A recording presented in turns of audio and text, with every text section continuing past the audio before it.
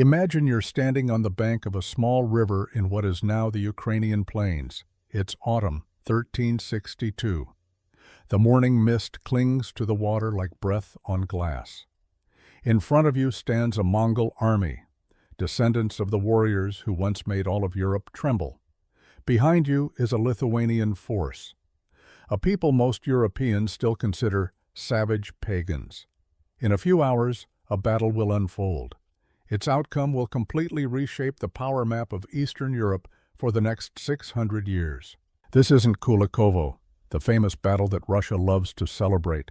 This isn't Grunwald, where the Teutonic Knights met their defeat. This is Blue Waters, a battle almost forgotten by history, yet perhaps more significant than both of those combined. The question is, why has such an important battle nearly vanished from history textbooks? And what really happened on the banks of the Sinuka River that autumn day? An old man stands alone on the riverbank. His name is Algirdas, Grand Duke of Lithuania. He is 66 years old, an age when most medieval rulers are already in their graves or clinging to throne rooms, letting younger men make decisions. But Algirdas is here, in the field. His hair is white. His face is carved with lines that speak of 5 decades of warfare. He wears a simple tunic under chainmail that has seen better days. No crown, no elaborate cloak, just the practical armor of a soldier. In his weathered hands, he holds a piece of parchment. A yarlik, the patent of authority issued by the Golden Horde to legitimize a ruler's power. This particular yarlik is a forgery. An excellent one, crafted years ago. It bears the seal of a Khan who died 3 years ago. Algirdas turns the parchment over in his hands. The morning light catches the wax seal. For a moment his mind travels back through 2 lifetimes of preparation, back to when he was just a boy. The year is 1308, a great hall in Vilnius, the pagan capital of Lithuania. Winter wind howls outside the wooden fortress walls. Inside, a fire burns in the central hearth. Smoke rises to escape through the hole in the roof. Algirdas is 12 years old, small for his age. He sits on a bench, knees pulled to his chest, listening to his father speak. Gediminas, Grand Duke of Lithuania. A man who carved a state from forest and marsh, who fought Teutonic Knights to the west and Mongol raiders to the east. He stands before the fire, and the flames cast his shadow long across the floor. 68 years ago, Gediminas says, his voice heavy, the Mongols came to Kiev. Algirdas knows this story. Every child in the eastern lands knows this story. But tonight, his father's tone is different. There's something urgent in it. They didn't just conquer the city, my son. They erased it, burned it so thoroughly that travelers said you could ride for days through the ruins and never see a living soul. The churches, the palaces, the libraries with their ancient books, all ash. The boy watches his father's face in the firelight. And when it was over, Gediminas continues, the Mongols built something worse than destruction. They built a system. They let the Rus princes keep their thrones, keep their churches, keep their laws. But every autumn, wagons full of silver and furs and slaves roll east to Sarai. Every prince must kneel before the Khan and receive permission to rule his own land. This is the tribute system. This is how they rule without ruling. Gediminas kneels before his son, places both hands on the boy's shoulders. His eyes are fierce. Promise me something, Algirdas. Promise me that one day, if you have the chance, if you have the power, you will end this. No more tribute. No more begging for yarliks. No more slavery disguised as governance. The 12-year-old boy looks into his father's eyes. He doesn't fully understand the weight of what he's promising, but he nods. I promise. 54 years later, that promise has brought Algirdas to this riverbank. He thinks about 1347, 15 years ago, when the Black Death first devastated the Golden Horde cities, when he saw the opportunity beginning to form. That was when active preparation began. 15 years of stockpiling crossbows captured from Teutonic Knights. 15 years of training men in secret.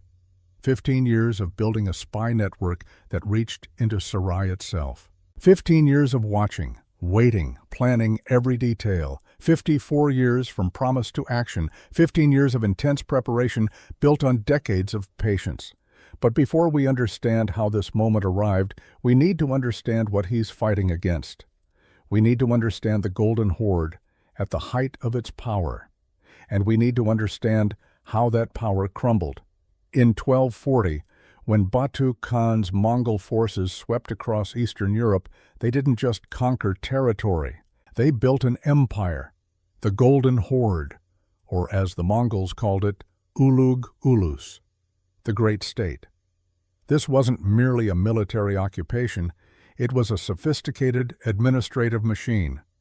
From their capital at Sarai, on the Volga River, the Khans controlled an empire stretching from Siberia to Hungary's borders, from the frozen forests of the north to the sun-baked steppes of the south. How did their system work? The Rus princes, rulers of what would become Russia, Ukraine, and Belarus. They had to travel to Sarai to receive a yarlik, a patent of authority.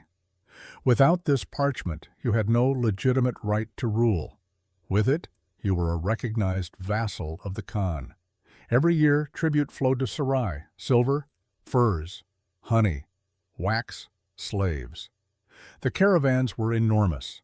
Some sources suggest that a single principality might send 30% of its annual revenue to the horde. If a prince refused to pay, or paid late, or showed insufficient respect, Mongol armies would arrive.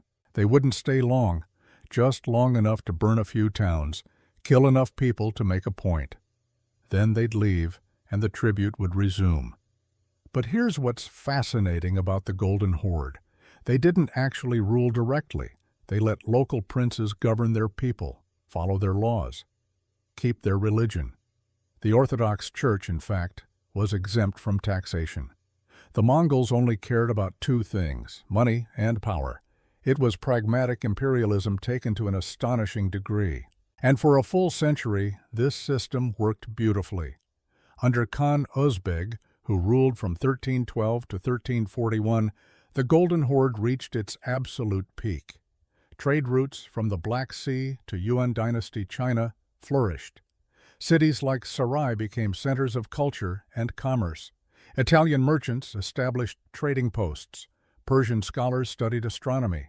The Mongols had embraced Islam but remained tolerant of Christianity, Buddhism, and shamanism. Özbeg's court was one of the wealthiest in the medieval world. Visitors described palaces with gilded domes, gardens with fountains, treasuries overflowing with tribute from dozens of subject peoples. But there's a fundamental problem with any empire built on personal strength and authority. When the strong leader dies, everything starts to shake. In 1359, Khan Berdebeg was murdered, stabbed by Kulpa, one of many power-hungry rivals who believed he had a better claim to the throne. And with that assassination, the gates of hell swung open. What followed is what historians call the Great Troubles. It was one of the most chaotic periods in medieval history. Over the next 2 decades, more than 25 different Khans claimed to be the legitimate ruler of the Golden Horde. 25. What was the average lifespan of a Khan during this period? Somewhere between a few months and 2 years. Some lasted weeks. This wasn't just a succession dispute. This was the systematic collapse of a power structure that had seemed invincible. The Golden Horde began fracturing into separate ulus, districts, each with its own warlord, each claiming loyalty to a different Khan. By 1362, the exact year of the Battle of Blue Waters, the horde was effectively split 3 ways. Keldi Beg ruled from Sarai, the traditional capital. Bulat Timir controlled Volga Bulgaria in the north. Abdullah held Crimea and the Western Territories. Meanwhile, Mamai, a powerful general who couldn't claim the throne himself because he wasn't a descendant of Genghis Khan, was pulling the strings behind puppet Khans from his Crimean power base. Picture this situation. Imagine you're a Rus prince. For your entire life, you've known exactly what to do. Travel to Sarai, kneel before the Khan, receive your yarlik, pay your tribute, survive another year. But now, which Sarai, which Khan? Pay tribute to whom? If you choose wrong, a different Mongol army might show up to punish you for supporting the wrong claimant. Some historians believe the Black Death, the plague that devastated Europe and Asia in the 1340s and 1350s, severely weakened the Golden Horde's economy. Trade routes were disrupted. The population declined dramatically. Revenue from taxes and tribute plummeted. But perhaps more important than economic collapse was the psychological collapse. For a century, the Rus principalities believed the Golden Horde was invincible, an unchangeable fact of life, like winter, like death. You didn't resist, you survived. But now, watching the Mongols kill each other for power, seeing no clear leadership, no unified command, a question began forming in the minds of ambitious princes. If they can't rule themselves, how can they rule us? And that's the moment when Algirdas, Grand Duke of Lithuania, recognized the opportunity of a lifetime. Algirdas wasn't your typical medieval ruler.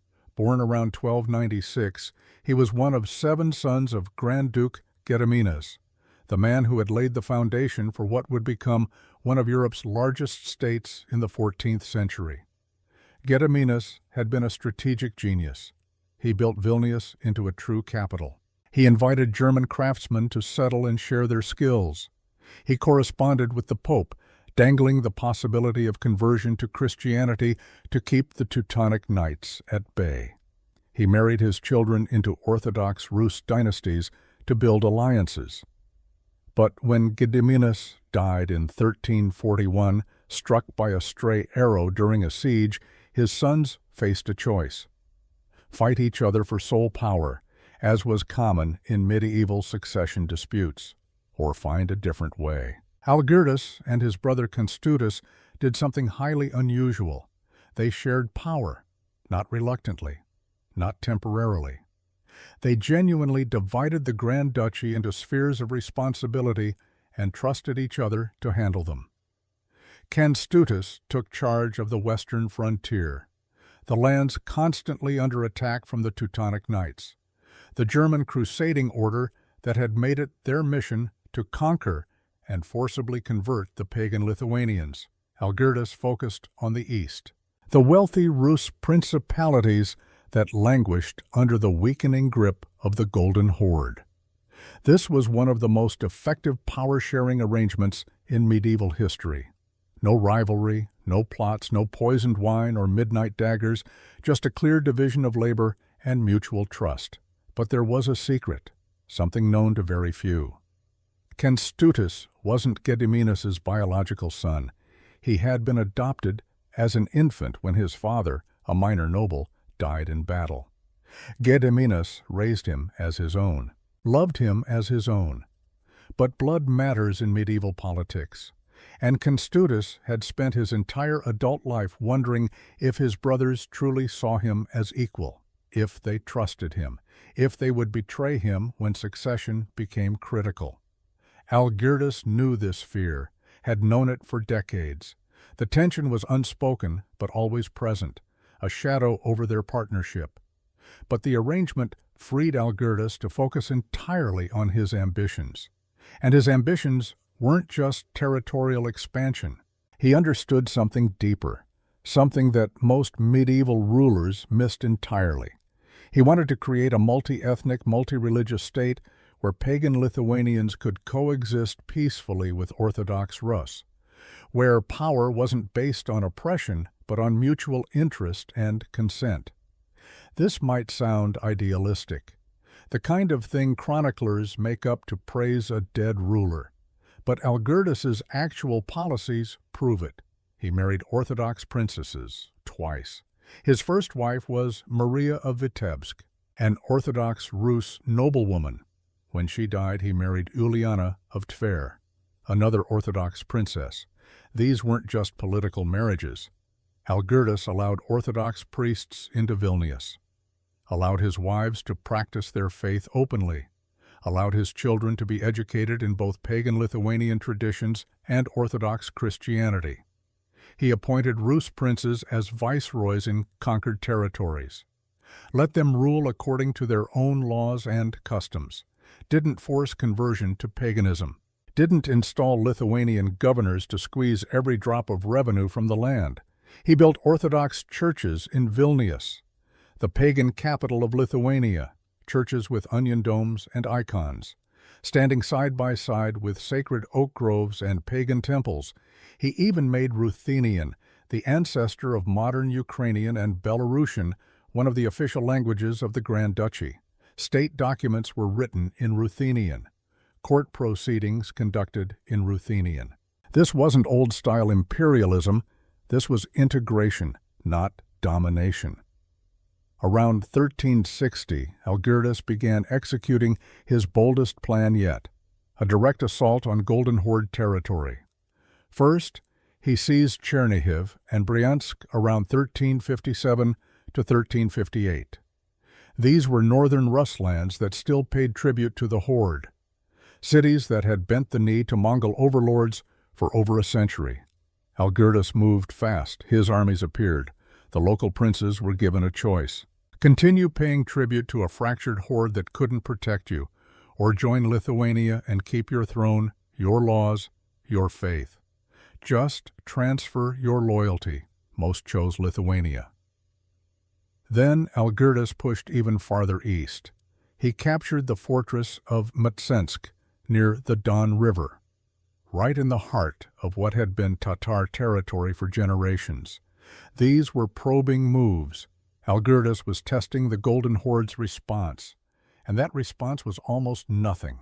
The Khans were too busy killing each other. Keldi Beg and Sarai couldn't send armies west when Bulat Temir was threatening from the north. Abdullah in Crimea couldn't retaliate when he was fighting Mamai for control of the western steppes.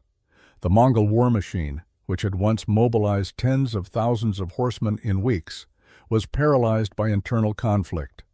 Algirdas saw this paralysis, and his spy network confirmed it. That spy network was his secret weapon. Over 15 years, he had cultivated sources inside the Golden Horde. A minor official in Sarai who sold information for gold. A merchant who traveled between Crimea and Vilnius carrying coded messages. Even a low-ranking Mongol officer who had grown disgusted with the endless civil war. These agents fed Algirdas intelligence. Which Khan was fighting which Ulus had resources, which commanders were competent, which territories were undefended. This information was gold. Better than gold, it told Algirdas exactly when and where to strike, and now in 1360 he made his most symbolic move yet.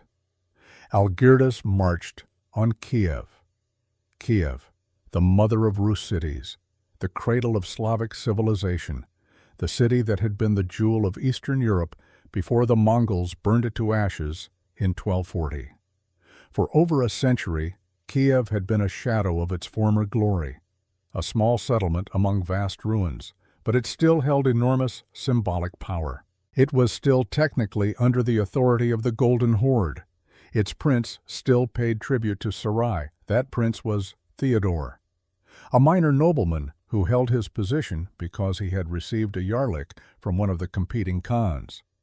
Theodore had no real power, no army, no wealth. He was a placeholder, a symbol that the Horde still claimed authority over the ancient Rus heartland. Algirdas deposed Theodore, not violently. The man simply left. There was no battle, no siege. Theodore looked at the Lithuanian army outside the gates and made the rational choice. In Theodore's place, Algirdas installed his own son, Volodymyr, a young man in his 20s, educated in both Lithuanian and Rus traditions. Kiev, the city where Rus Christianity had been born, where grand princes had once ruled territories from the Baltic to the Black Sea, was now in Lithuanian hands. But here's the critical point. Technically, Kiev was still a vassal of the Golden Horde, still supposed to pay tribute. The city had never formally renounced its status. Algirdas installing his son without receiving a yarlik from any Khan was a direct insult, challenge that couldn't be ignored. The Golden Horde, despite its chaos, couldn't let this slide. 3 beys, lords of Podolia, the southwestern region bordering Kiev, they gathered their forces. Kutluk, a veteran commander who had fought under 3 different Khans, a man who remembered when Mongol armies were invincible. He was 53 years old for a warrior, scarred from decades of combat, pragmatic, cautious. He'd survived this long by being careful. Telebuga, younger, 38 years old, ambitious, eager to prove himself by crushing this upstart Lithuanian duke. He saw this campaign as his path to higher command, to wealth, to power. He was reckless in the way young commanders often are. Kutluk, the 3rd bey, 45 years old, cautious to the point of paranoia, more concerned with survival than glory. He joined this campaign because refusing would have been dangerous, but his heart wasn't in it. These 3 men represented the interests of Abdullah, one of the Khans vying for overall power. They commanded the last significant Mongol military force in the Western territories. Their orders were clear. March north, destroy the Lithuanian army, retake Kiev, restore tribute payments, show the Rus princes that the Golden Horde, despite its troubles, was still the ultimate authority. The 3 beys began gathering troops in the summer of 1362, Mongol cavalry, Tatar auxiliaries, mercenaries from the steppes who fought for whoever paid them. Some sources suggest they assembled around 5,000 men, 3,000 cavalry, 2,000 auxiliary troops including archers and light infantry. For medieval warfare, this was a substantial force, well-equipped, experienced, led by commanders who understood Mongol cavalry tactics perfected over generations. They expected an easy victory. The Lithuanians were forest dwellers, pagans who fought on foot with spears and axes. They had no experience fighting the kind of mobile, long-range warfare that Mongol horse archers specialized in. This should be a slaughter. A reminder to all the Rus lands that Lithuanian protection meant nothing against Mongol power. But Algirdas had been preparing for this moment for 15 years, ever since 1347 when he saw the Black Death ravage the Horde cities, when he realized their strength was mortal, when he began his active preparation. He had studied Mongol tactics, talked to refugees from earlier battles, learned from Rus princes who had fought against and alongside Mongol armies. He understood how the horse archers worked, how they used mobility and range to destroy slower, heavier European forces. He had learned from fighting the Teutonic Knights.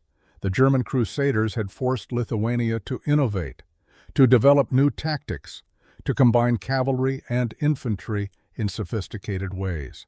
And most importantly, he had been stockpiling crossbows, 300 of them, captured from Teutonic Knights over years of border warfare, each one stored carefully, each one maintained. Men trained in secret how to use them. Crossbows, the great equalizer, a weapon that didn't require years of training. That could punch through armor at 300 yards. That had longer range and more penetrating power than composite bows. The Mongols had no idea he had them.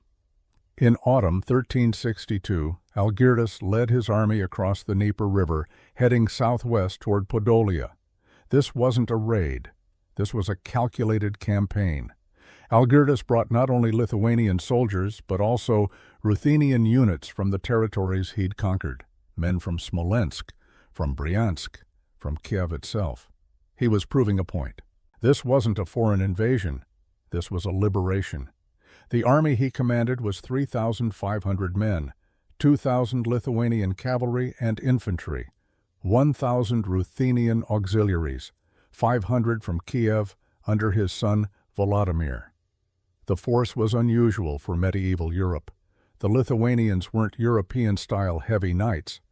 Lithuanian nobility at this point wasn't wealthy enough to afford expensive plate armor and massive war horses. Their main strength was light cavalry. Mobile, agile, trained to fight both mounted and on foot. Men who could move fast through forests and marshes where heavy cavalry would bog down. But they'd learned from fighting the Teutonic Knights. They'd developed sophisticated tactics. They knew how to use terrain. They knew how to feign retreats to lure enemies into traps. They knew how to effectively combine cavalry and infantry. And they had something the Mongols lacked in 1362: discipline, coordination, unity under a single command. The Lithuanian War Council met in late September, a clearing in the forest east of Kiev. Commanders gathered around a map drawn in dirt with sticks. Kęstutis was there, Algirdas's brother, the man who held the western frontier against the Teutonic Knights. He had brought a contingent of his best troops, 500 men. His sons, Nerimantas and Karyotis, commanded units equipped with the secret crossbows. Kęstutis looked at his brother across the makeshift map. "This is madness," he said quietly. "They outnumber us. They have better horses. Their archers can hit targets at 200 yards. Algirdus traced a line in the dirt with his finger, the path to where intelligence suggested the three bays were gathering. "They're divided," Algirdus replied. "Kutlug wants glory. Telebuga wants revenge for past defeats. Kutlug just wants to survive. They'll argue about tactics. They'll hesitate." "And if they don't?" Algirdus looked up, met his brother's eyes.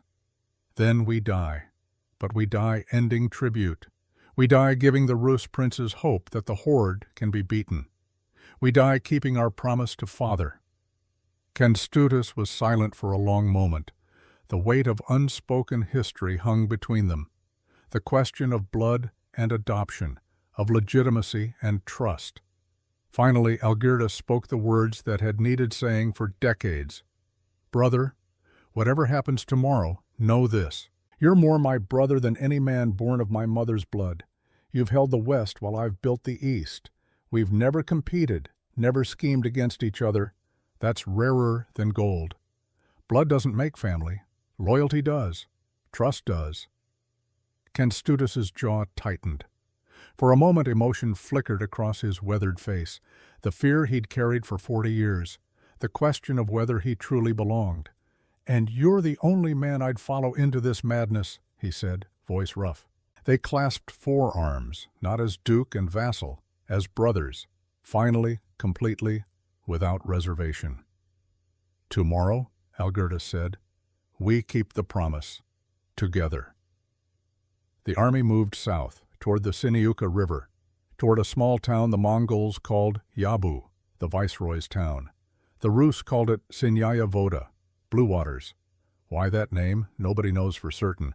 Maybe the color of the river water in certain light. Maybe some geographical feature that has since disappeared. But that name would go down in history.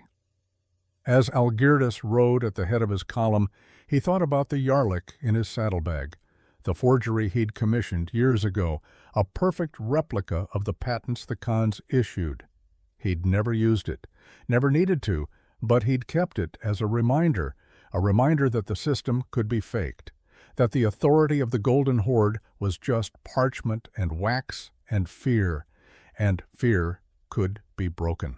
The autumn sun was setting as Lithuanian scouts reported back. The Mongol army was 2 days ahead, camped near the river, preparing for battle. Algirdus called a halt, made camp, posted guards. And that night, alone in his tent, the 66-year-old Duke pulled out that forged Yarlik one last time. He thought about two timelines converging, 54 years from the promise made to his father, 15 years from when he began active preparation. Both timelines met here. Tomorrow, at Blue Waters. He held the Yarlik over a candle flame, watched the wax seal melt, watched the parchment curl and blacken, and turn to ash. The symbol of Mongol authority, reduced to nothing. Tomorrow he would do the same to the system it represented. Tomorrow, on the banks of a river called Blue Waters, the world would change. September 15th, 1362. Dawn breaks cold over the Lithuanian camp. Algirdus hasn't slept. He sits outside his tent, watching the sky turn from black to gray to pale gold. His body aches. 66 years of warfare leave their mark. His left knee, shattered by a Teutonic sword 15 years ago, throbs in the cold. His right shoulder, dislocated twice, protests when he lifts his arm. But pain is familiar. Pain is an old companion. A young soldier approaches, carrying a water skin and dried bread. The boy can't be more than 22, tall, lean, the kind of build that speaks of years running through forests, hunting, training with spear and bow. His name is Daumantas, a Lithuanian from the Aukštaitia region. This is his first major campaign, his first time facing the legendary Mongol cavalry. "My lord," Daumantas says, offering the water. His hands shake slightly, not from cold. Algirdas takes the skin, drinks. The water is ice cold from the river. "You're afraid," Algirdas says, not a question. Daumantas hesitates, then nods. "Good," Algirdas continues. "Fear keeps you alive. The men who aren't afraid are the ones who die first. They charge without thinking. They break formation, chasing glory." The old duke hands back the water skin. "Stay with your unit. Watch your flanks. When the arrows come, trust your shield. And remember, they're just men. They bleed like we do." Daumantas nods again, walks back toward the fires where his company is preparing breakfast. But Algirdas can see the fear hasn't left the young man's eyes.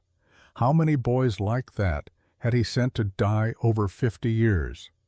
How many had trusted his strategies and ended in unmarked graves? The thought sits heavy.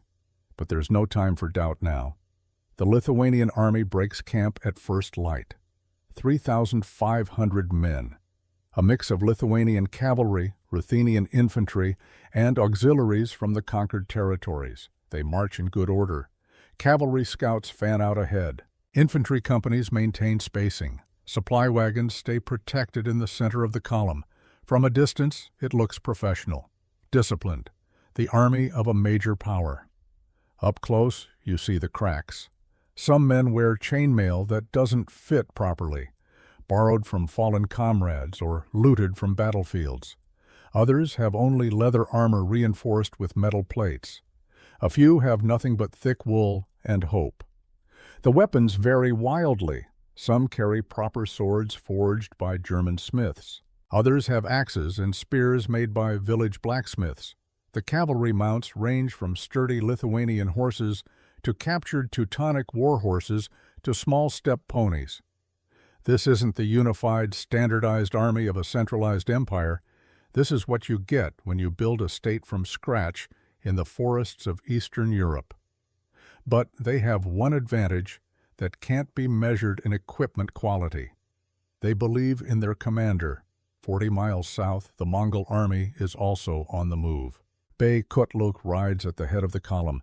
He's 53 years old for a warrior. He's fought under 3 different khans, survived the early years of the Great Troubles by being valuable enough to keep alive but not ambitious enough to threaten. He remembers when Mongol armies were invincible, when European princes trembled at rumors of their approach, when a single Tumen, 10,000 horsemen, could conquer entire kingdoms. Those days are gone, but the tactics remain. The knowledge remains. Kutlug has 5,000 men under his command, 3,000 cavalry, 2,000 auxiliary archers, and light infantry. Well, technically under the joint command of himself and the 2 other beys, but Telebuga is young and reckless. Kutlug is cautious to the point of cowardice. So Kutlug makes the real decisions. His cavalry force is primarily light horsemen armed with composite bows, the weapon that conquered half the world, recurved, powerful enough to punch through chainmail at 100 yards, accurate at 200 yards in skilled hands. Each rider carries 60 arrows. Some carry more. The math is simple and terrifying. 3,000 riders, 60 arrows each, 180,000 projectiles, against an enemy force of 3,500 men. This should be target practice. Kutlug has fought Lithuanians before, forest dwellers. They're dangerous in ambush. Deadly in rough terrain where cavalry can't maneuver, but on open ground, against Mongol horse archers, they'll break within an hour. The column moves at a steady pace. Horses are well fed. Equipment is maintained. Kutlug has fought enough battles to know that logistics matter more than courage. By his estimation, they'll reach the Sini-Uka River by tomorrow evening. Camp, rest. And the following morning, they'll crush this Lithuanian upstart and restore proper order. Abdullah will reward him, perhaps with governorship of Kiev itself, perhaps with enough wealth to retire, buy good land, raise horses, live out his years in peace. The thought is pleasant. Kutlug allows himself a moment of anticipation. Then he returns his focus to the march. One battle at a time. Stay disciplined. Stay sharp. That's how you survive to old age in this business, the night before the battle. The two armies are camped 6 miles apart, close enough that scouts from each side have spotted the other, far enough that there's no risk of accidental contact. The Lithuanian camp is tense. Soldiers check their equipment repeatedly, sharpen swords that are already sharp, adjust armor that's already adjusted. Some pray. Orthodox Christians kneel before small icons they've carried from home. Pagans make offerings at small shrines to Perkunas, the thunder god. A few do both, hedging their spiritual bets. Fires burn low. Commanders have ordered minimal light. No point making yourself an easy target for night raids. Kęstutis finds his brother near the command tent. Algirdas is studying a map drawn on stretched leather. Routes of advance marked in charcoal. The scouts confirmed it. Kęstutis says quietly, 5,000, 3,000 cavalry, 2,000 auxiliaries. They're camped in standard formation, confident. Algirdas nods, doesn't look up from the map. Arrogant, he corrects. There's a difference. Kęstutis steps closer, lowers his voice further, though there's no one within earshot. Brother, I need to know. Do you actually have a plan, or are we riding to glorious death tomorrow? Now Algirdas looks up. In the dim firelight, his face is impossible to read. I have a plan. Whether it works depends on whether they do what I expect them to do. And if they don't, then we adapt, or we die. Kęstutis exhales slowly. He's known his brother for over 60 years, knows when Algirdas is bluffing and when he's genuinely confident. This is genuine confidence, which is almost more terrifying. Show me, Kęstutis says. Algirdas gestures to the map, uses a stick to point. They'll deploy in standard Mongol formation, cavalry spread in a wide arc. They'll try to envelope our flanks, hit us with arrow fire from multiple angles, force us to choose which direction to defend, break our formation, then close for the kill. Yes, that's what they always do. That's why they always win. Against opponents who deploy in standard European formation, dense center, heavy cavalry ready to charge, infantry supporting. Algirdas draws a new shape on the map with his finger, a crescent, a half-moon. We deploy in 6 groups, arranged in an arc, refuse the flanks. They come at us expecting a dense target. Instead, they find dispersed units with overlapping fields of fire. Kęstutis studies the formation. His tactical mind works through the implications. The crescent forces them to spread wider than they want, he says slowly, reduces their arrow density, increases the range they have to shoot from. Exactly. And most importantly, it stops their ability to envelop us. They try to circle our flanks. They run into the horns of the crescent. They either commit to a frontal assault or they circle so wide they're out of effective arrow range. It's elegant. Simple, but there's a problem. This only works if our men hold formation under arrow fire, Kęstutis points out. If the center breaks, if anyone runs, the crescent collapses and we're slaughtered. They'll hold. How can you be sure? Algirdas finally looks directly at his brother. Because I'm not asking them to charge into arrow fire. I'm asking them to stand behind shields and wait. Men can do that, especially when they see the arrows aren't working. And if the arrows do work, they won't. Not well enough. I've studied every battle where Mongols lost. Ain Jalut in 1260, the Mamluks beat them by refusing to run when the arrows came. They stood firm, advanced slowly, forced close combat. The Mongols aren't trained for sustained close-quarter fighting. They're raiders, skirmishers. Take away their mobility and range, and they're just light cavalry with no armor. Kęstutis processes this. The logic is sound. But there's still something missing. "You're not telling me everything," he says. Algirdas smiles, faint, almost invisible in the dark. "Your sons, Narimantas and Karyotas, where are they right now?" "With their units. On the flanks. Why?" "What are their units equipped with?" Understanding dawns on Kęstutis's face. "Crossbows.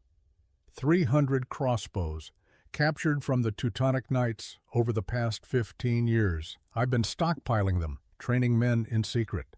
The Mongols have no idea we have them." Crossbows. The great equalizer of medieval warfare. A weapon that didn't require years of training to use effectively. Point, crank, shoot. The bolts could punch through armor at 300 yards, longer range than composite bows, more penetrating power. And the Mongols had no defense against them because they didn't expect them. "You crafty old bastard," Kęstutis whispers. "I learned from fighting Germans for 40 years. They taught me that technology matters, that innovation matters. The Mongols are fighting the same way they did under Genghis Khan. But warfare changes. Adapt or die." For a long moment the brothers stand in silence. Then Kęstutis speaks, his voice rougher than usual. "Father would be proud." Algirdas's expression shifts. Something vulnerable flickers across his face. 54 years ago I made him a promise. Tomorrow I keep it or I die trying." Kęstutis clasps his brother's shoulder. "Then we keep it together." In the Mongol camp, the atmosphere is different, relaxed, almost festive. Telebuga, the youngest of the three beys, walks between the fires. He's 38 years old, eager to prove himself. Tomorrow will be his chance to demonstrate that he's worthy of higher command. He pauses at one fire where veteran cavalry are checking their equipment. Their bows are works of art, laminated wood and horn and sinew. Some of these weapons are older than the men carrying them, passed down from fathers, maintained with religious care. "Tomorrow," Telebuga announces, "we remind the world why they fear us. These Lithuanians think conquering a few Rus cities makes them warriors. We'll show them what real cavalry warfare looks like." The veterans nod, but without enthusiasm. They've heard speeches like this before, from younger commanders who didn't understand that confidence isn't the same as competence. Kutlug watches from a distance. He doesn't join the speech-making, doesn't need to. His reputation speaks for itself. But something bothers him, a feeling he can't quite name. He's fought enough battles to recognize when something is wrong. When the intelligence doesn't quite add up, the Lithuanians are marching to meet them, not retreating, not hiding in forests where their ambush tactics work best. They're choosing open battle. Why? Commanders don't choose unfavorable ground unless they have no choice, or unless they know something you don't. Kutlug makes a mental note. Tomorrow, be cautious. Don't assume victory. Watch for surprises. In warfare, surprises get you killed. September 18th, 1362. Dawn. The mist is thick over the Siniuka River. Visibility is maybe 50 yards. The world exists in shades of gray and white. Algirdas stands with his senior commanders. The deployment is already underway. 3,500 men arranging themselves into the crescent formation. The center is infantry, Ruthenian men with large Pavis shields and spears. Their job is simple. Stand, absorb arrow fire, don't break. The flanks are mixed units. Lithuanian cavalry with javelins, more infantry with shorter spears for close combat, and scattered among them, hidden from distant observation, the crossbowmen. The two horns of the crescent are commanded by Kęstutis' sons Narimantas and Karyotas. Pure cavalry, mobile, ready to strike at enemy flanks. Algirdas walks the line, stops at intervals, speaks to captains, to ordinary soldiers. He finds Daumantas in the center formation. The young soldier's face is pale but set. His shield is already in hand, his spear planted in the ground beside him. "Remember what I told you," Algirdas says. "Trust the shield, watch the flanks, they're just men." Good. One more thing. When you see the arrows coming, don't watch them. Watch the man next to you. If he stands, you stand. That's how formations hold, not through individual courage, but through collective discipline. Dalmantas nods. His hands have stopped shaking. Algirdas moves on. The sun is rising now, burning off the mist, revealing the battlefield. And across a half-mile of open ground, the Mongol army is deploying. From Kutlug's perspective, the Lithuanian formation is strange. Not a dense block, not a cavalry wedge preparing to charge. Instead, this arc, this crescent, units spread too wide, gaps visible between groups. It's either brilliant or suicidal. He's not sure which. "They're trying to match our width," Telebuga observes, "prevent us from enveloping." Yes, Kutlug agrees, but they've spread themselves thin to do it. We concentrate fire on any one section, it'll collapse.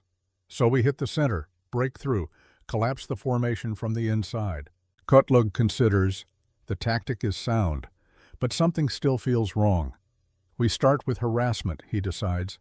Standard pattern, cavalry wings advance close to 150 yards. Loose arrows, fall back before they can respond, wear them down. Then we commit. It's the conservative choice, the safe choice, the choice that has worked for 100 years.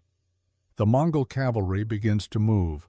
The sound reaches the Lithuanian lines first, 5,000 horses moving at a trot. The ground trembles slightly. Dalmantas feels it through his boots, then the visual. The Mongol cavalry wings emerging from the morning haze, moving with terrifying coordination.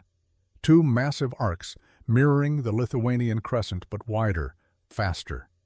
They're beautiful in a way. The horses are small but perfectly conditioned.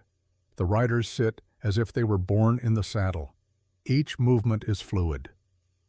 Practiced. This is what a century of military dominance looks like. The Mongol cavalry splits, left wing, right wing. They begin to circle the Lithuanian flanks, staying just out of contact range. Then the arrows start. The first volley is ragged. Individual riders shooting at will, testing range, probing for weak points. Arrows arc through the morning air. The sound is like wind through trees. Hundreds of shafts in flight simultaneously. They come down on the Lithuanian center. Most hit shields. The Pavi's shields, large and reinforced, do their job. Arrows stick in wood and leather. A few punch through, but without enough force to seriously wound the men behind. Some find gaps. A soldier 20 yards from Dalmantas screams. Arrow through the thigh. He goes down. Medics drag him back. Another arrow hits a shield rim. Deflects. Catches a man in the neck. He drops without a sound. But the formation holds. The second volley is more organized, coordinated. The Mongol commanders have gotten their rhythm now. Arrows come in waves.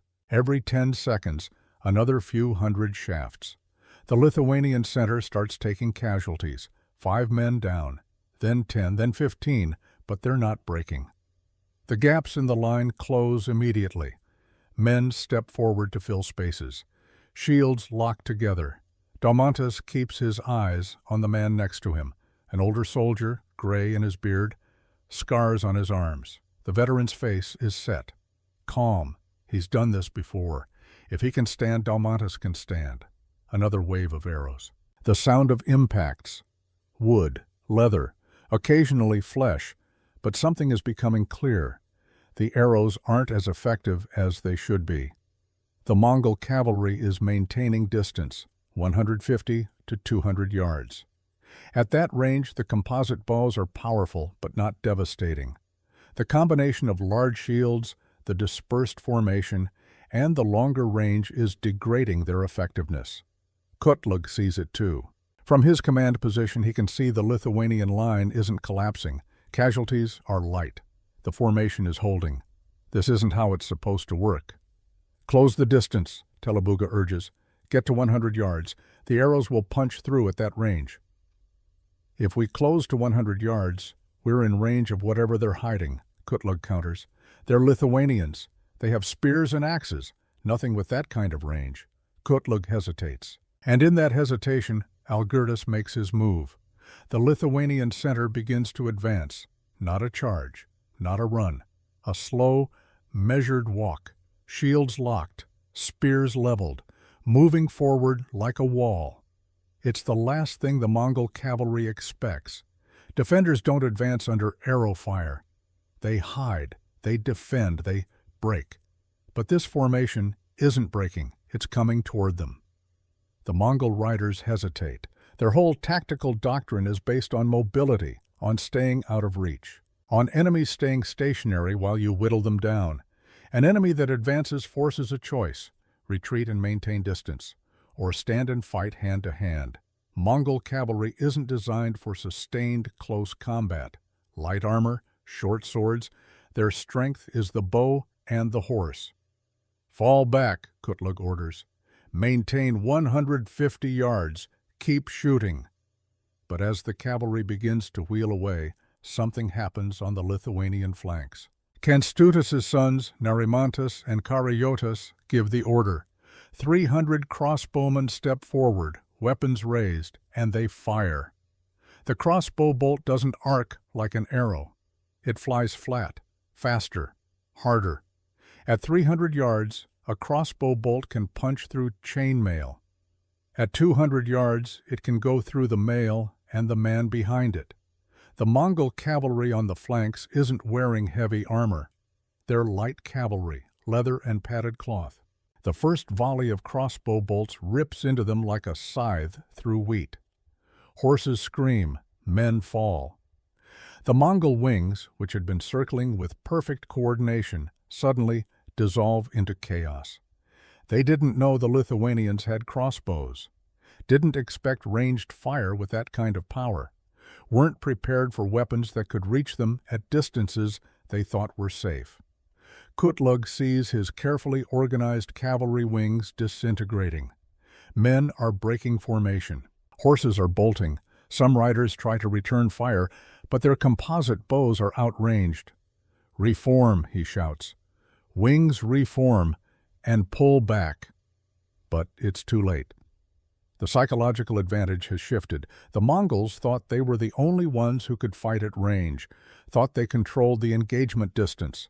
Now they're being shot at by weapons they can't effectively counter. The Lithuanian center is still advancing, slow, steady, shields locked. The flanks are pouring crossbow fire into the Mongol cavalry wings, and Kutlug realizes, with a cold clarity, that he's losing control of the battle. The Mongol formation is crumbling, not collapsing, not routing, but definitely crumbling. The wings have pulled back to 300 yards, out of effective crossbow range, but that puts them too far away for effective arrow fire. The center, the main body of Mongol cavalry, is still intact. But they're facing a Lithuanian infantry formation that's advanced to within 100 yards, too close for comfort. Telebuga makes a decision without consulting Kutlug. "Center cavalry, prepare to charge. We'll break them with shock." It's not a terrible idea. 3,000 Mongol horsemen hitting an infantry formation at full gallop can shatter it. The momentum alone can punch through shield walls. But Algirdas has been waiting for this. As the Mongol center begins to move forward, picking up speed, the Lithuanian formation shifts. The gaps between units, which had seemed like weaknesses, suddenly make sense. They're channels, killing zones. The Mongol cavalry charges into these gaps, and the Lithuanian infantry pivots. Spears turn inward. The cavalry finds itself funneled into narrow spaces where numbers don't matter, where horses can't maneuver. And in these killing zones, Lithuanian infantry does what it does best. Close quarter, brutal, efficient combat. Spears thrust into horses, into riders. The momentum of the charge becomes a liability. Horses crash into spear walls. Riders are thrown. The formations collapse into a grinding melee. This is exactly what Algirdas planned: to neutralize the Mongol advantage in mobility and range, to force a type of combat where Lithuanian infantry, with their large shields and long spears, have the upper hand. Kutlug sees it happening, sees his center cavalry being destroyed piecemeal, sees the battle slipping away. He has one option left: commit the reserves, all of them, try to overwhelm through sheer numbers. It's a gamble. If it fails, there's no fallback, no escape. But if he doesn't try, the battle is already lost. "All reserves forward," he roars. "Kill them all." The battle becomes a chaos of blood and screaming. Algirdas is in the thick of it now. The old duke couldn't stay back and watch. He's pressed forward with the center formation, sword in hand. At 66, he's slower than he was, but experience compensates. He reads attacks before they come, positions himself where he has advantage, uses his opponent's momentum against them. A Mongol rider charges him, sword raised. Algirdas doesn't try to block. He steps aside. The rider passes. Algirdas's sword flicks out, catches the man in the side, between armor plates. The rider keeps going for a few more yards, then topples from his horse. Another rider, this one more skilled, stays mounted, uses the horse's height for advantage. They exchange blows. Algirdas's old injuries scream protest. His knee gives slightly. He stumbles. The Mongol sees the opening, charges. And Kęstutis appears from the side. Spear thrust, catches the rider in the ribs. The man falls. The horse bolts. Kęstutis pulls Algirdas upright. "Stay close to me, brother. No heroics." "I'm not being heroic, I'm being practical. The men fight harder when they see me fighting." Before Algirdas can say more, another Mongol charges, sword raised high, aimed directly at Algirdas's exposed left side. Kęstutis sees it. No time to think. Pure instinct. He throws himself between them. The sword comes down, punches through Kęstutis's mail on his left shoulder, through the leather beneath, through muscle. The blade drives deep. Kęstutis grunts. Pain explodes through his arm. But with his right hand, he drives his spear through the attacker's throat. The Mongol gurgles, falls. Kęstutis staggers. Blood streams down his arm. His left side is useless now. "You're wounded," Algirdas says, grabbing his brother. Kęstutis's face is pale. Sweat beads on his forehead, but he manages a tight smile. "We're even now," he says through gritted teeth. "I saved your life like you saved mine 40 years ago. You never owed me anything." "I know." Kęstutis's legs are unsteady. "That's why I did it." Algirdas calls for medics. 2 men rush forward, begin wrapping Kęstutis's shoulder. The bleeding is bad, but not immediately fatal. The blade missed the major artery by inches. "Get him back," Algirdas orders. "The battle," Kęstutis starts, "is won. Your sons are finishing it. You've done enough." As medics carry Kęstutis back toward the medical tents, Algirdas returns his attention to the battle. His brother's sacrifice wasn't in vain. The Mongol formation is breaking. Kutluk, the cautious third Bey, is the first to openly retreat. He takes his battalion and rides east, away from the battlefield, away from the slaughter. Telebuga sees it, sees the formation collapsing, makes the hardest choice a commander can make. He orders a general retreat. The Mongol cavalry begins to pull back, fighting retreat, trying to maintain order, trying to prevent the retreat from becoming a rout. But it's nearly impossible. Once men start running, panic spreads. The careful discipline that makes Mongol cavalry effective evaporates. What started as an organized retreat becomes a scramble for survival. Kutlug tries to rally, tries to form a defensive line, but there aren't enough men left who are willing to stand. He looks across the battlefield, sees the Lithuanian formations, battered but intact, beginning to advance again, and he makes his final decision. He finds Telebuga in the chaos. "We've lost," he says simply. "Save who you can. I'll buy time." Telebuga wants to argue, but he's seen enough battles to recognize when a battle is over. He nods, turns his horse, begins gathering the fleeing cavalry, organizing them into something that might survive the day. Kutlug takes the men who are still willing to fight, maybe 200, forms them into a defensive square. When Algirdas's forces reach them, Kutlug rides forward under a white cloth. "I request terms," he says in accented Ruthenian. Algirdas, blood-spattered and limping, approaches on foot. "Lay down your weapons. You'll be treated as prisoners of war, not slaves. You have my word." Kutlug studies the Lithuanian duke, sees a man who could have ordered a slaughter, who could have shown no mercy, but who offers terms instead. "Your word is worth more than my khans these days," Kutlug says bitterly. He orders his men to dismount, to lay down their swords and bows. The Battle of Blue Waters is over.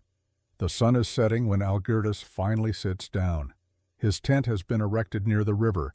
The battlefield is being cleared. The dead are being collected. Wounded are being treated without regard to which side they fought for. An aide brings him water, wine, food that Algirdas doesn't have the stomach for. "Casualties?" Algirdas asks. 450 dead, 800 wounded. The surgeons think maybe half of those will survive. 450 Lithuanian and Ruthenian soldiers dead. 450 families that will receive news. 450 graves. But it could have been worse. It could have been everyone. And them? 1,200 dead on the field. 400 prisoners. Maybe 1,500 fled east with Telebuga. 500 with Kutluk. 1,200. Algirdas closes his eyes briefly. See that the dead are buried properly. All of them. Mongol and ours together.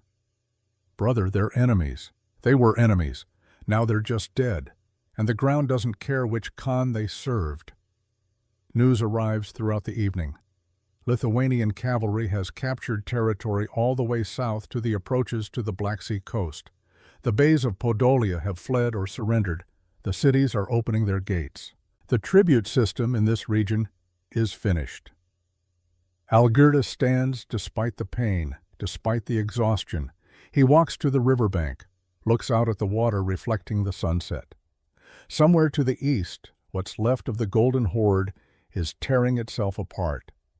Abdullah and Mamai and Keldi Beg fighting over scraps of an empire. They have no resources to retaliate, no unity to mount a counteroffensive. The impossible has happened.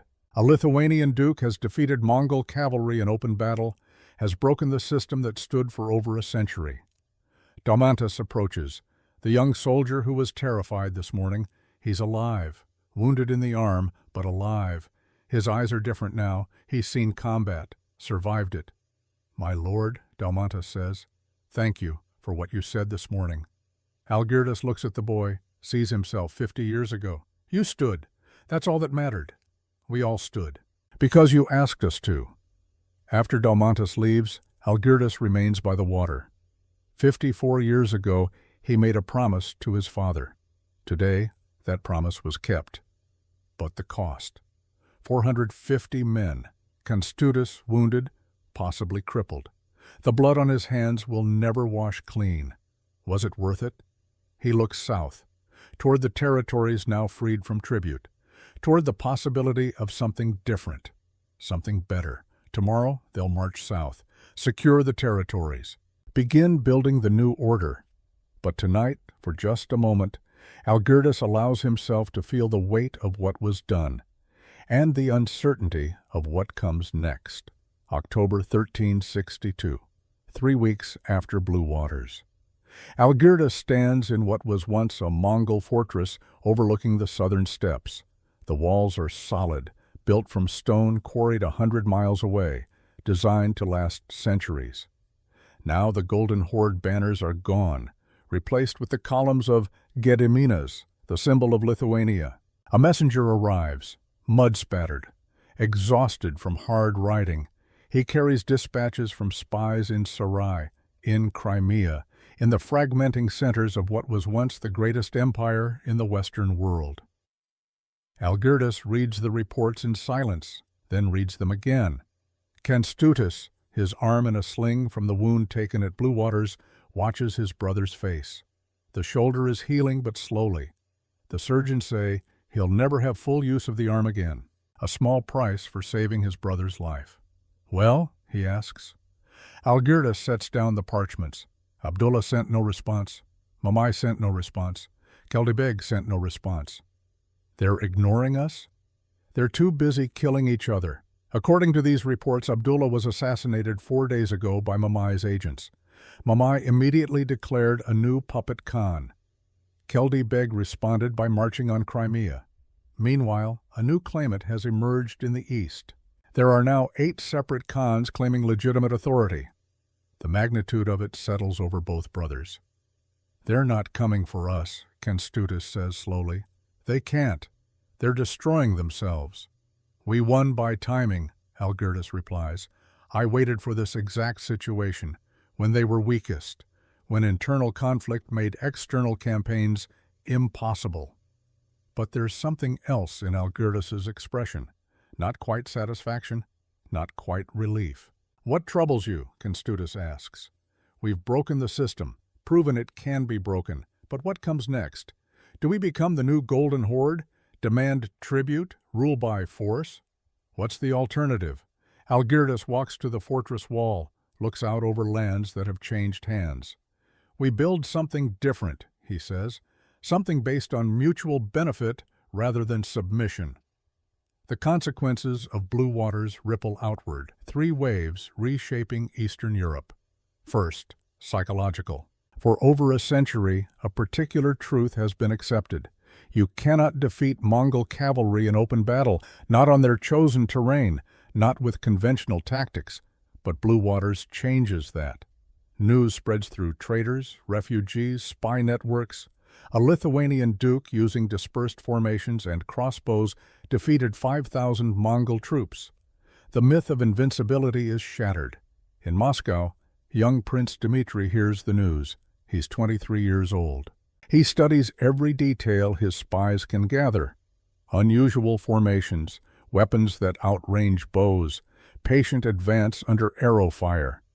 Most importantly, attacking when the horde is divided. 18 years later, in 1380, Dmitri will lead Russian forces to victory over Mamai at Kulikovo Field. History will celebrate it as the great Russian triumph, but Dmitri's tactics will mirror what Algirdas pioneered at Blue Waters: the defensive formation, the refusal to break, the advance into close combat. Russia gets the glory. Lithuania gets forgotten. But the lesson spreads regardless. The Mongols can be beaten. Second, geopolitical. Before Blue Waters, Lithuania is an important regional power, a pagan kingdom fighting for survival. After Blue Waters, Lithuania becomes one of the major powers of Europe. The territory Algirdas controls now stretches from the Baltic Sea toward the Black Sea, from Poland's borders to within 50 miles of Moscow. It encompasses dozens of ethnic groups, faiths, languages. This creates an entirely new balance. Moscow wants to unify all Russian-speaking Orthodox territories under one autocrat. Lithuania offers an alternative, multi-ethnic, multi-religious, federalist rather than centralist. For 2 centuries, this competition defines the region, sometimes military, sometimes political, sometimes cultural. Moscow will eventually win, will become Russia, will impose autocracy across vast territories. But Lithuania's existence delays that process by 200 years. 200 years during which alternative models can develop, during which ideas about tolerance and pluralism take root. In 1363, Algirdas implements his governance model. He summons the local Rus princes, men who ruled under Mongol oversight for generations, men who expect to be replaced. Instead, Algirdas makes an offer. Keep your positions, keep your laws, keep your faith. I ask 3 things. Recognize me as Grand Duke, provide troops for defense. No tribute to Tatars, ever. The princes are skeptical. This sounds too generous. What's the real price, one asks. The real price, Algirdas answers, is that you govern justly. I don't care which god you pray to, I care that you treat your people fairly. Do that and we prosper together. Fail, and I replace you. It's radical. Governance based on mutual benefit rather than force. Some accept immediately, others take time. A few refuse and are replaced. But slowly the model works. Algirdas marries his sons to Orthodox princesses, marries his daughters to Rus princes, creates family connections, binding territories through kinship rather than submission. He builds Orthodox churches in Vilnius, the pagan capital, churches where Orthodox Christians worship freely. He makes Ruthenian an official language of the Grand Duchy. State documents, court proceedings, legal codes, all in Ruthenian as well as Lithuanian. He doesn't force conversion, just insists on coexistence, on recognizing each other's right to exist. It's not perfect. There are conflicts, resentments, power struggles. But compared to Moscow's developing autocracy, compared to the Teutonic Knights' forced conversions, compared to the Golden Horde's tributary oppression, it's revolutionary. Third, cultural. In 1385, 23 years after Blue Waters, 8 years after Algirdas's death, something remarkable happens. Algirdas's son, Jogaila, converts to Christianity and marries the Queen of Poland. Lithuania and Poland enter a personal union. Over time, this evolves. In 1569, it becomes the Polish-Lithuanian Commonwealth, a political entity unlike anything else in Europe. The Commonwealth is effectively a federal republic. The nobility elects the king. The king's power is limited by law and parliament. Religious tolerance is legally protected. Catholics, Orthodox, Lutherans, Calvinists, Muslims, Jews, all coexisting with legal protections. For nearly 200 years, from 1569 to 1795, the Commonwealth represents an alternative to European absolutism, an alternative to religious wars, an alternative to Russian autocracy, and that alternative traces directly back to Algirdas's model established after Blue Waters, the idea that diverse peoples can coexist.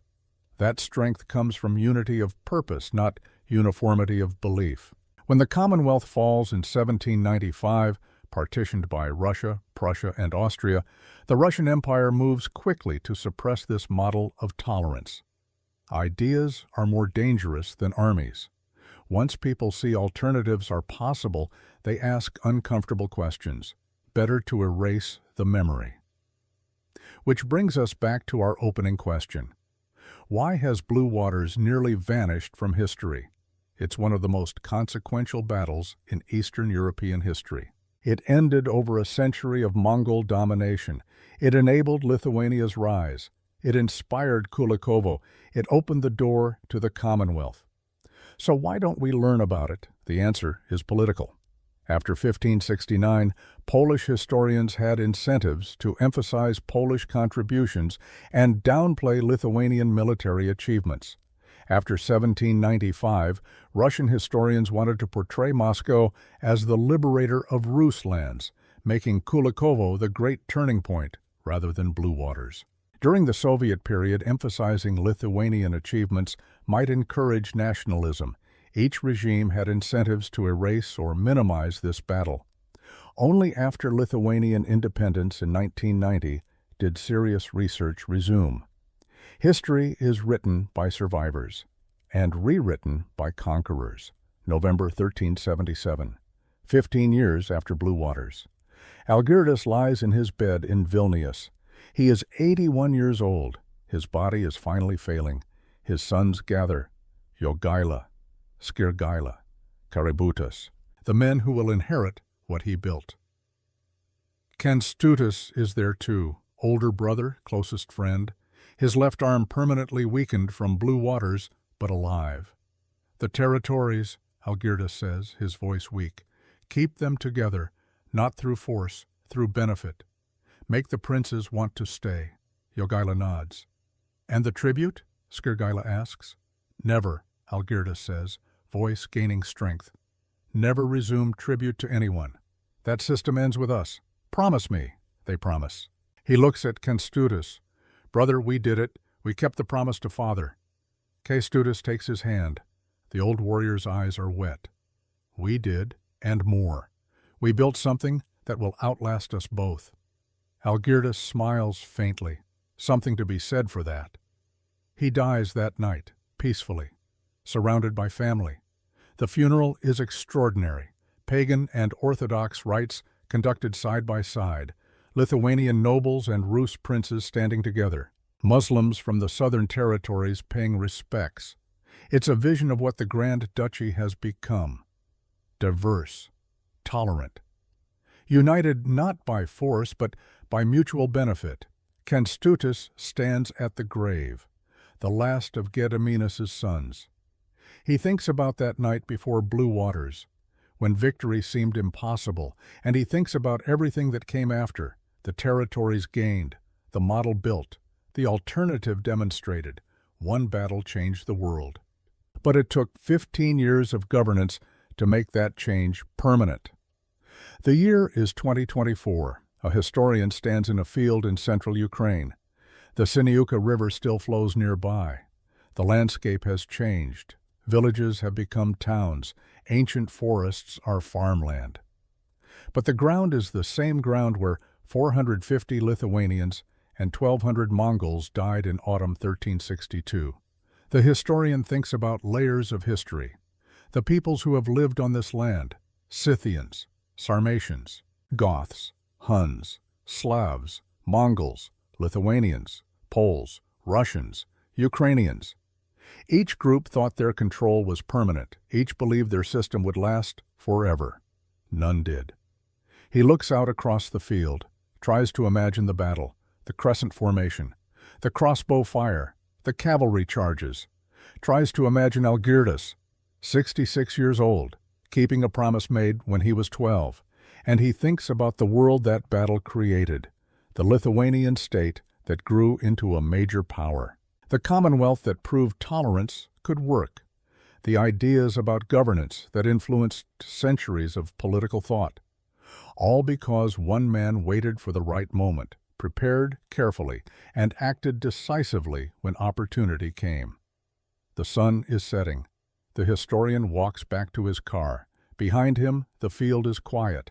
No monuments mark where the battle happened, just grass and wind, and the river flowing as it has for millennia. So what can we learn from a battle that happened over 660 years ago? 5 lessons. 1. Timing is everything. Algirdas didn't attack when the horde was strong. He waited, watched, prepared, and when opportunity came, he acted decisively. In life, knowing when to act is just as important as knowing how. 2. Unity beats resources. The horde had more warriors, more horses, more wealth, but they were divided.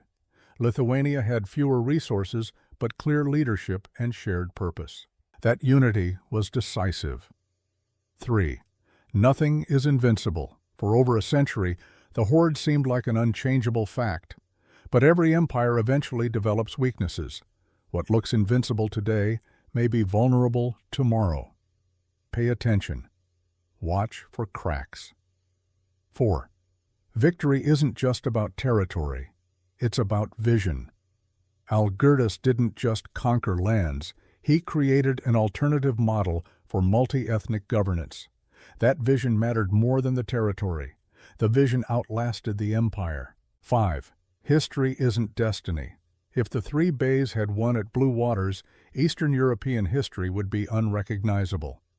One battle, one day, decisions made by a handful of individuals, and an entire continent was changed. The decisions we make matter, not just for ourselves, not just for our generation, but for centuries. Imagine you're standing on the bank of a small river in what is now the Ukrainian plains. It's autumn. The mist clings to the water. Over 660 years ago, 2 armies faced each other here. One represented an empire that once made the world tremble. One represented a hope. The hope that the small could challenge the mighty, that unity could defeat division, that history wasn't already written. When the sun set that day, The Golden Horde had lost an essential piece of its power and prestige. They never fully recovered. Within 2 decades, they fragmented further. Within a century, they ceased to exist. Lithuania, a small pagan kingdom fighting for survival, became one of the greatest powers in Europe. And the model they created influenced regional history for centuries, all because a man named Algirdas dared to act when others only watched. Because he had vision not just to conquer, but to build something better. Because he understood that the right timing, the right strategy, and the right purpose could change the world. That's the lesson of Blue Waters. In pivotal moments, individual choices matter. Nothing is unchangeable. Tomorrow doesn't have to be a copy of yesterday. The river still flows. The field is silent.